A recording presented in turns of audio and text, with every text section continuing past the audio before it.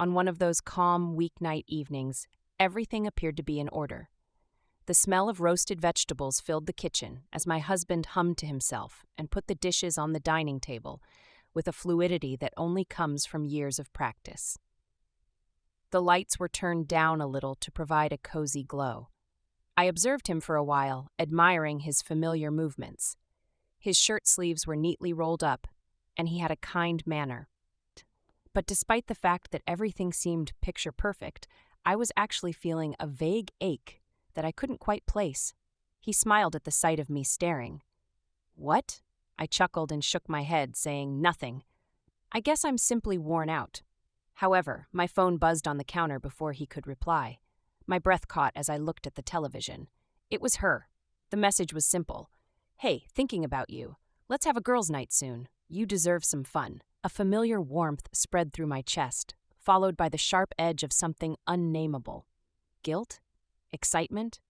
I wasn't sure. I quickly locked the phone and returned to my chair. "Everything okay?" my husband asked as he sat across from me, serving a generous portion of dinner onto my plate.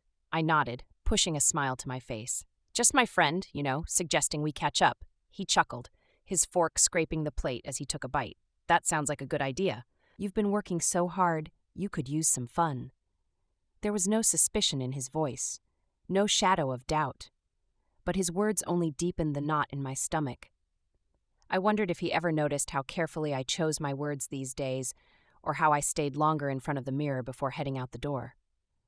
Later that evening, after the dishes had been cleared and the soft hum of the television filled the living room, I stood by the window, staring out at the quiet street.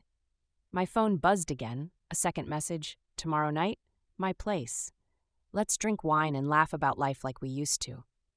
A slow exhale escaped my lips. I told myself it was harmless. I told myself it was long overdue, just two old friends reconnecting.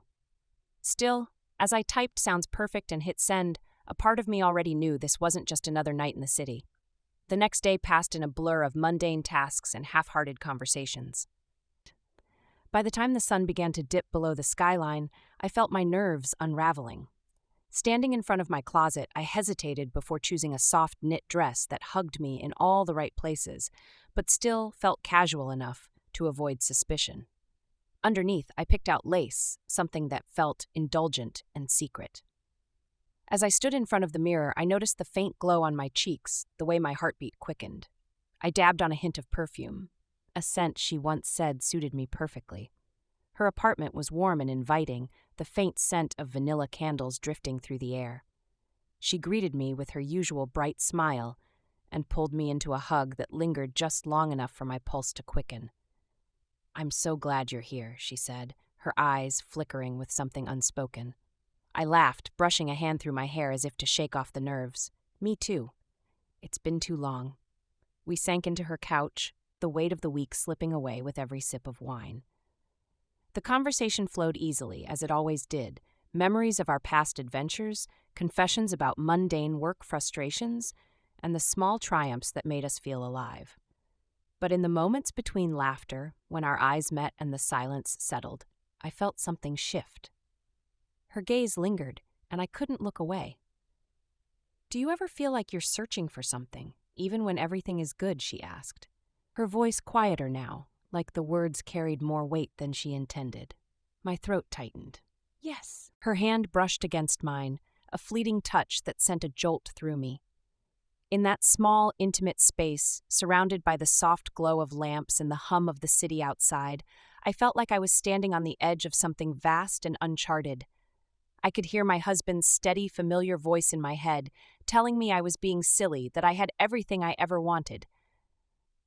But here, in this apartment, under her watchful gaze, I wasn't sure if that was enough anymore, and when her fingers intertwined with mine, I didn't pull away. The warmth of her hand in mine was both thrilling and terrifying. I felt the air shift between us, a subtle, almost imperceptible current that seemed to pull me forward. My mind raced with reasons to move, to laugh it off as a playful gesture. But instead I sat there, caught between the comfort of her presence and the ache of something new and forbidden. She tilted her head slightly, studying me with those knowing eyes. "You've changed," she said softly. "I don't know how to explain it, but you seem different. I swallowed hard. Maybe I am. Her lips curved into a soft smile, though her gaze didn't lose its intensity. I like this version of you. She's freer. I let out a shaky breath and reached for my glass of wine, trying to ground myself. Sometimes I don't even know who I am anymore, I admitted. I go through the motions, work, home, dinner with my husband, and it's fine. But it feels like I'm living someone else's life. She shifted closer, and I felt the faint brush of her knee against mine. You're not alone in that feeling, she whispered. We all crave something real, something raw. My heart pounded in my chest. Her words peeled back a layer I didn't even know I had. I turned to face her fully, our knees touching now, neither of us pulling away. I could feel the weight of unspoken words pressing down between us, thick and undeniable. Her voice broke the silence. Do you ever wonder what it would be like to let yourself feel again? I stared at her, searching for the right thing to say, something logical, something safe, but the truth was clawing its way out of me. All the time.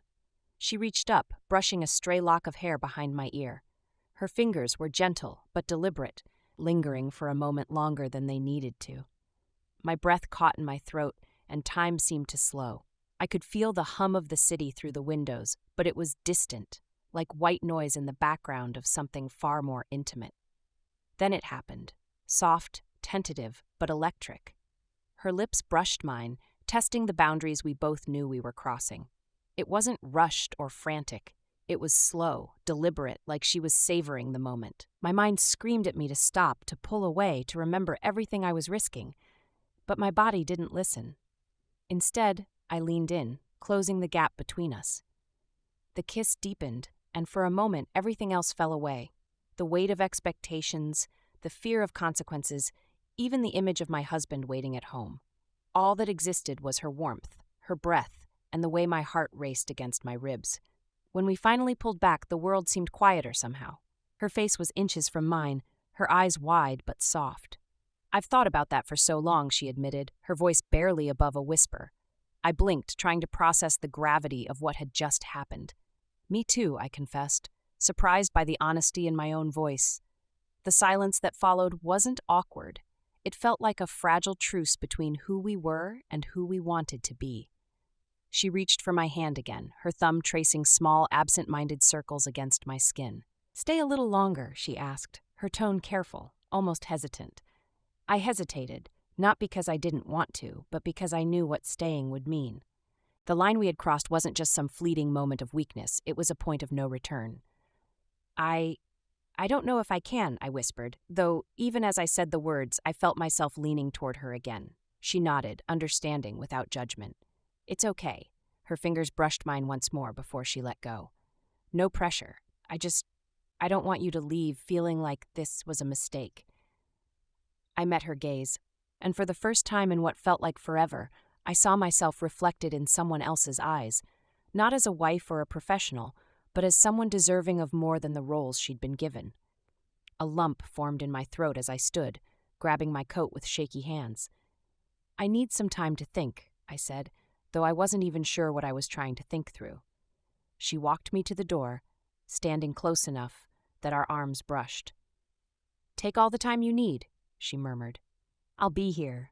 I nodded, unable to trust my voice. The cool air outside hit my face as I stepped out, sharp and sobering.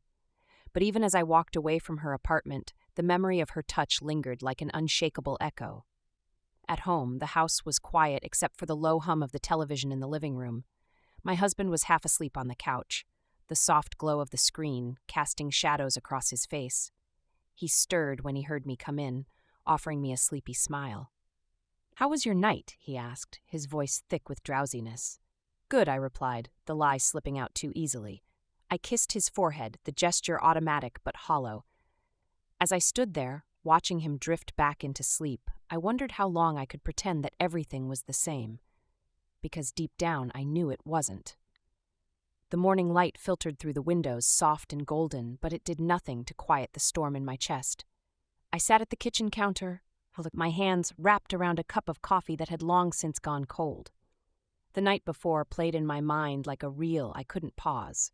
Her touch, the warmth of her breath, the way I felt like I had come undone and reassembled into someone new.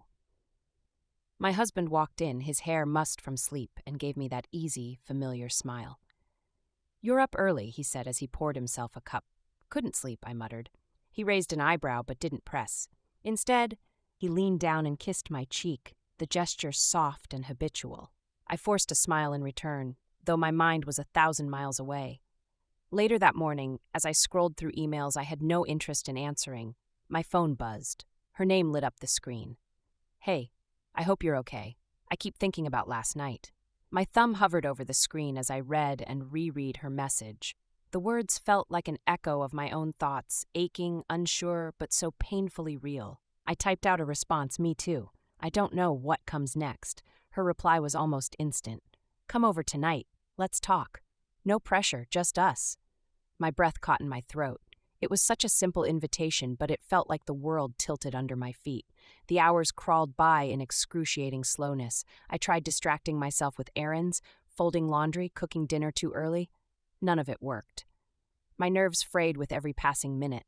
I changed outfits twice, eventually settling on a soft beige blouse and jeans, something casual but intentional. Underneath, though, I chose lace again, a small rebellion, a reminder of what I was hiding beneath the surface.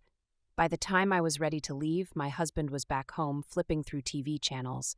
Heading out again, he asked, surprised but not suspicious.